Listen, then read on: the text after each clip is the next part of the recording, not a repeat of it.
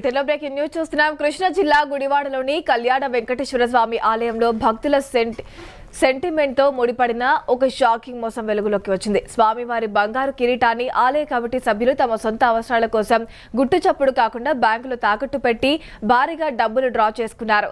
మాటూరు సుబ్బారావు అనే దాత 2025లో సుమారు 70 లక్షల రూపాయల విలువైన బంగారు కిరీటాన్ని స్వామివారికి విరాళంగా సమర్పించారు. అయితే ఇటీవల కాలంలో స్వామివారికి ఆ కిరీటాన్ని అలంకరించకపోవడంతో అనుమానం వచ్చిన దాతలు ఆలయ కమిటీని నిలదీశారు. దీంతో అసలు విషయం బయటపెట్టిన కమిటీ సభ్యులు ఆ కిరీటాన్ని 38 లక్షల రూపాయలకు తాకట్టు పెట్టినట్లు అంగీకరించారు.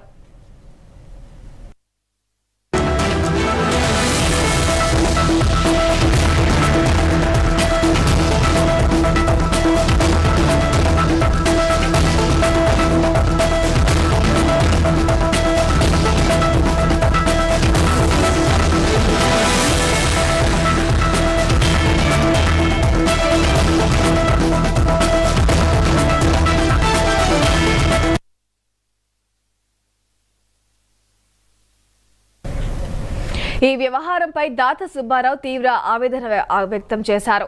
అందరి సమక్షంలో స్వామివారికి బహుకరించిన కానుకలతో ఇలా వ్యాపారం చేయడంపై భక్తులు మండిపడుతున్నారు. ఈ వంచనపై తాము పోలీసులకు ఫిర్యాదు చేసినప్పటికీ సివిల్ వ్యవహారంగా పేర్కొంటూ కోర్టుకు వెళ్లమని పోలీసులు సూచించారని దాత ఆరోపించారు. ఆలయ పవిత్రతను దెబ్బతీసిన ఈ కమిటీ నుండి ఆ బంగారు కిరీటాన్ని వెంటనే రికవరీ చేసి తమకు అప్పగించాలని, దాన్ని భక్తుల నమ్మకాన్ని కాపాడే మరో మంచి ఆలయానికి సమర్పిస్తామని దాతలు స్పష్టం చేస్తున్నారు. భగవంతుడి సొత్తును సైతం పక్కదారి పట్టించిన ఈ ఘటన స్థానికంగా తీవ్ర దుమారం రేపుతోంది. రాళ్లతో ఇచ్చాము, 7 రాళ్లు పెట్టి 7 గోపురాలల్లే పెట్టి చుట్టాలందరినీ పిలిచాము. కిరీటాన్ని ఊరేగించాము. ఆ అమ్మవార్లకి అయ్యగారికి అలంకరించాము. చుట్టాలందరూ కూడా వచ్చి ఈ వయసులో బంగారు కిరీటం ఇచ్చారు. చాలా సంతోషం. మాకెవరికి ఐడియా రాలేదు, మీకు వచ్చిందని అందరూ మెచ్చుకున్నారు చుట్టాలందరూ. ఆ రోజున భోజనాలు, మేళతాళాలు అందరూ బాగా జరిగింది. ఇప్పుడేంటే ఇట్లా చేశారు. గోడకు కూడా మా వంశం వాళ్ళు అందరి పేర్లు అంటించారు. మా 4 తరాల వాళ్ళు, మా మన కొడుకులు, కోడళ్ళు, మా అత్తగారు, మా మామగారు, మనవాళ్ళు, ముని మనవరాళ్ళ పేర్లతో సహా రాయించారు. గోడకి అంటిస్తలేదు ఎన్నిసార్లు. మేమేంటే వయసులో అయిపోయిన వాళ్ళు, మేమేంటే చాలా సంతోషంగా ఇచ్చాము దేవుడికి. ఇట్లా చేస్తారని మేము ఊహించలేదు.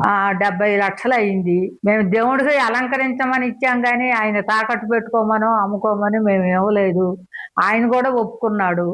శ్రవణ నక్షత్రం రోజున కిరీటం పెడతాము, భోజనాలు పెడతాము, కిరీటం పెడతాము అన్నాడు.